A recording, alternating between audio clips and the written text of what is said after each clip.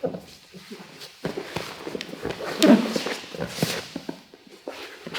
look at over under into the rugby pass now. This is usually when our opponent hip escapes. Okay, so when, obviously we want to block the hip escape. We'll talk about that in a moment, but a lot of the time we enter in here and they do make a hip escape. I'm going to put my chin over the top, block here like this.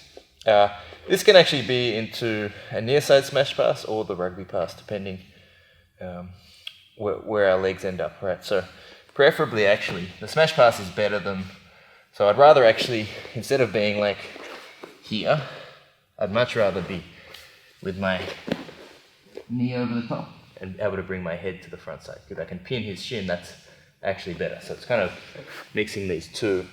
But it's basically in that instance where our opponent, we feel that they're going to step on the mat to hip escape. So again, I put my chin over the top of the leg, which stops his leg opening out as I let go with my arm. Okay. So preferably, if I can go to the smash pass, it's going to be my forearm that kind of passes my shin across. So as he goes to hip escape, I go here like this. Better to use your forearm in this case, right, than your hand, because he can actually come back and trap in a half guard or something like this, or he can get a butterfly hook or some sort of block here like this. If I use my forearm, I can pin and sort of pass my knee over the top of the shin. It's a pretty smooth transition. If I don't like what's happening, I can always work to flick outside the legs as well. Okay. So this is actually ideal when they hip escape. Put our knee over the top. Once our knee goes over the top, we want to immediately change our head to the side. I'm still going to be picking up his bottom leg. I'm going to go here. So we're going to end up with our shin, pinning their shin, control of their bottom leg, and I want to have my head on the front side. Okay, now it's hard for him to attack. Often from here, he starts trying to hip escape again. Go the other way.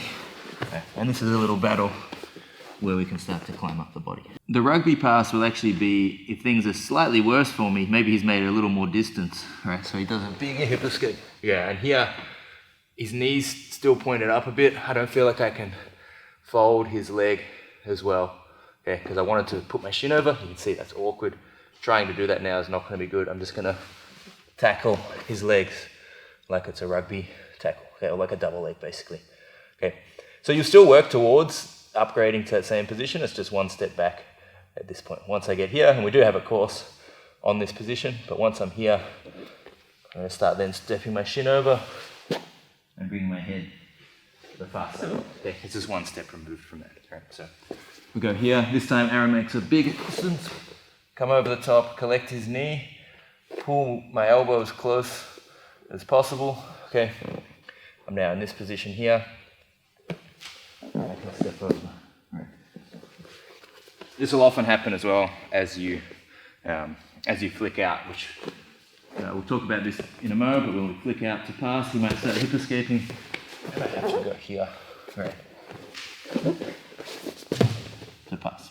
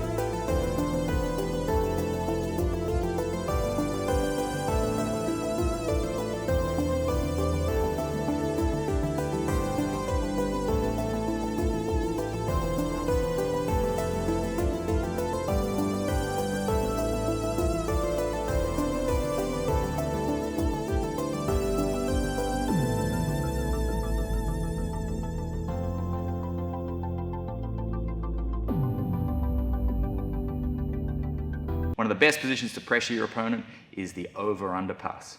This course on the over-under pass covers how to pass once you've established the over-under position. We've got previous courses which cover entries into the over-under, such as the course on passing bicep parade and our under the legs entries course.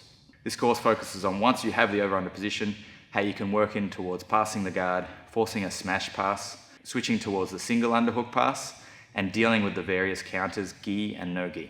I highly recommend studying this in conjunction with our passing bicep parade course, as these link together very well. And you should also check out our set on under the legs passing. So let's get started with the course over under pass.